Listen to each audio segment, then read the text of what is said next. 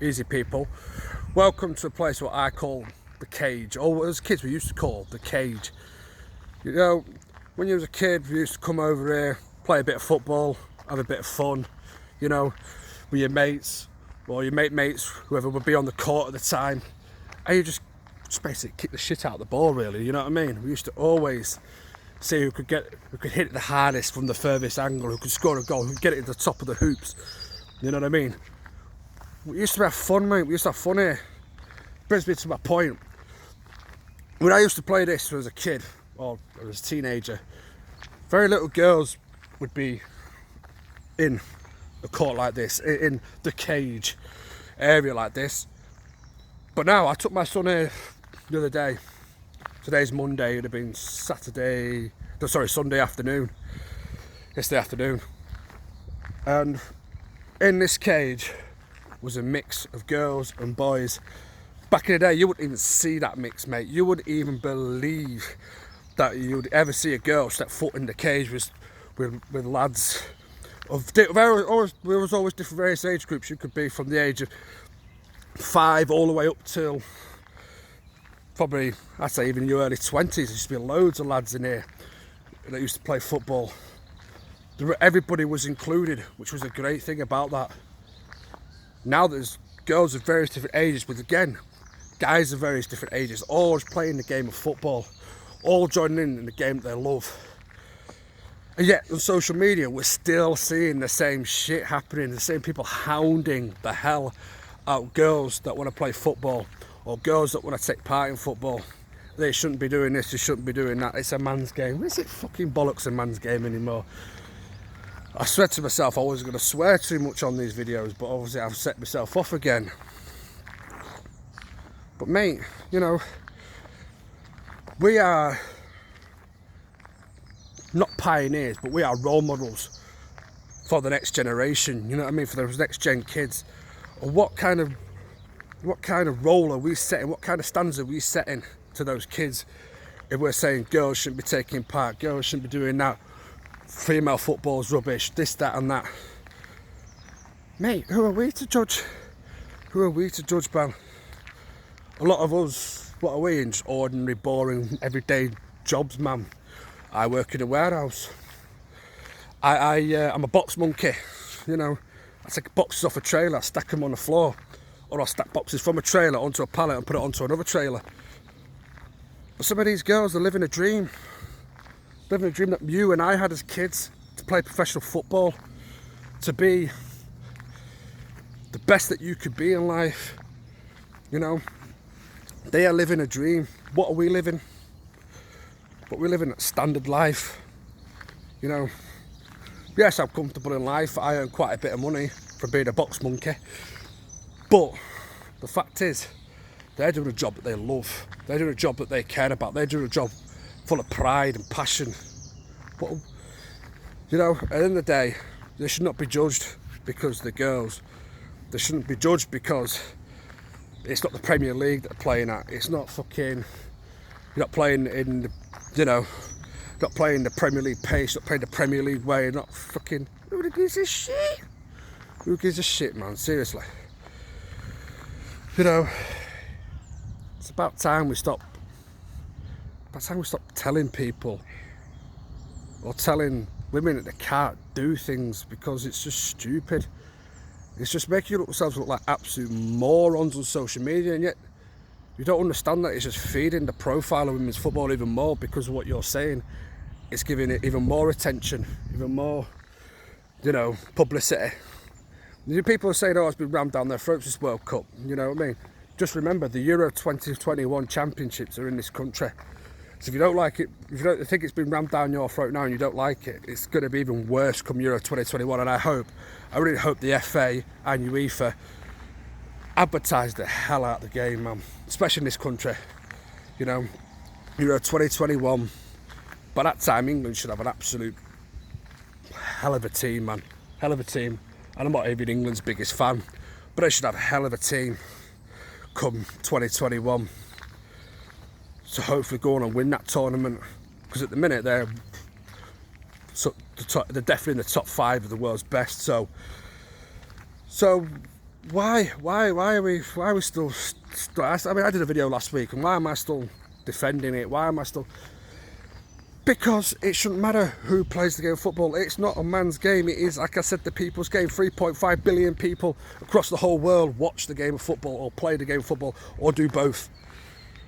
So why are we still here like, well, they shouldn't be doing this, they shouldn't be doing that, it's all rubbish, blah, blah, blah, blah, the standards, all this and that. I look at some of these people, what teams they support and that, and I'm thinking, the standard of football you're watching is absolutely shocking sunshine. But I'm not going to say, oh, you support Lincoln City, they're an absolute bomb of a team. What the hell do you know? I respect that they support Lincoln City. Everybody needs to support a football team. Not everybody can support the biggest Premier League teams in the world, you know what I mean, or the big boys. But my point is, just let people support and do. If people want to watch women's football, that's great. We should be catering for everybody, not just because a minority want just men's football on it all the time. The men's game can be pretty fucking boring as well, let's be fair. I've been at Old Trafford the last 5 or 6 seasons, and under Louis van Gaal, some people around me were falling asleep, mate. That football was dreadful. That was like watching tennis, mate. Back and forth, side to side, not going forwards. I've seen absolute utter dross at Old Trafford the last... Since Sir Alex Ferguson retired, mate, I've seen absolute utter dross. And yet, people are pounding on women's football like... It's, you know, it's poor. It's not poor. It's a good standard, and... it's about time we realise it's a good standard. It's not for me or you to judge anybody. Constructive criticism, as I said, is good. It's a good thing. But when people are hounding on these players, hounding on them, sexist comments on social media, actually into replies to these players, or mentioning the players and the names, it's not good. It's not good. It's not a good look. It's not a good sign. It's just stupid. It's utter stupidity. You know, it's about time we respected people a bit more in the world. Black Eyed Peas, where is the love? Where is the love? They say. I'm thinking that's quite appropriate, that song. Where is the love for the women's game, man? Don't have to, as I said, you don't have to love it. People have the rights to their own opinion. People have, you know, I respect people's opinions. But when you're hounding players, and you're hounding the game, you're hounding people that love the game of football, it's not a great look. It's stupid. It's just, it makes yourself look like fools, lads, that keep bashing the game. It makes yourself look like absolute tools. And I take my son here, the park, the cage, you know, I see every day girls and boys mixing together, play football. My son's been offered to play football with these girls and boys, but because he's disabled, he's a bit shy, and he suffers from really bad anxiety, he won't join in. But he gets offered it. He gets offered to play football with him. You know, people are like, oh yeah, you know, you should let him join in, let him have fun. But my son's quite happy to come right down here to have a kick about, you know, on his own, you know. And the funny thing is, he goes to Old Trafford, he watches games with the men's team. He'll come home and I said, Daddy, I want to, you know, gets his football, he wants to have a little kick about, you know. And it's exactly the same when he goes to watch women.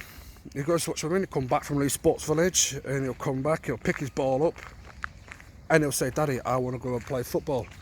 And he wants to start, even if it's just a little kick around the house. Those girls have inspired him to pick the ball up. You know what I mean? They inspired him to pick the ball up. It's not just the men that inspire him, it's those girls as well. He enjoys it. Yeah, right, fair enough. 30% of the game he probably only watches. As I said, he has got autistic. He's disabled. He's autistic. He's, you know, he's got really bad anxiety. So sometimes you'll say, "I'm going football today." He doesn't want to go. That's his anxiety kicking in. But as soon as he's there, he's the first one dragging me in. Whether it be Old Trafford, Leeds Sports Village, wherever it is we're watching football game. Whether it be the men, the women, the under-21s, the under-19s, it don't matter to him. And, you know, and yes, he probably only watches 30% of the match, because the other times he's more enthralled with the atmosphere of these games. just as much so at Leeds Sports Village than he is at Old Trafford. You know, for the women's game. You know, he's enjoyed seeing me for 90 odd minutes, looking like a prat basically, you know, trying to sing. I ain't no singer, but I try anyway. But you know, he thinks I'm funny. But he's there and he loves it, and you know, people interact with him. The girls interact with him at the end, man. They don't have to, but they do. You know, they have done in the past. Even though he won't talk to them back because he's really shy, and obviously, you know, but they've come up to him. No male footballer's ever done that to him. With the exception of Angel Gomez outside Leeds Sports Village again after the under-23s about 2 summers ago now. But he tried to interact with my son. My son was really shy then as well. But my point is, they take the time out to interact with people. You know, they take the time out to thank the fans. They don't have to thank the fans, we don't, you know what I mean? But they do. It's at the time that to sign autographs and that, you know, to have pictures taken. I know male footballers do exactly the same, but some of them just don't care sometimes. I've seen some of them just walk straight on a bus. Not even a wave, not even a smile, not even an acknowledgement to any of the fans. Straight on the bus. No matter what the result is, or before a match, or whatever it is. Don't get me wrong, there's a lot of footballers that are absolutely great at it, but that's not the point. What I'm trying to prove is, these girls are just human, man. They're human beings like me, you know what I mean? Yet we're just judging them all the time. So just think, in the future, you could have kids, you could have a daughter or a son, and they could be in somewhere like this. The park, the cage, or the pitch. And they could be joining in with a girl, or a group of girls, who want to play football, want to share the pitch. What example are you setting them when you're saying, oh, women's football is shit, women's football is this, women's football is that, they shouldn't be playing, blah, blah, blah, blah, they should be doing ironing, do you know what I mean? Imagine if your 5-year-old son, for example, picked up on that point and who came to a part like this and said, oh no, my dad said you should be in the kitchen, cooking, cleaning, doing the ironing. What kind of example is that setting to the kids, man? Seriously, I'd be mortified if my son said that. I'd be wanting to wash his mouth out with soap if he said that. Do you know what I'm saying? Shouldn't be that way, boys and girls. Shouldn't be that way. We're in the 21st century. Year 2019, and we're still going on about the same shit we did fucking 20 years ago.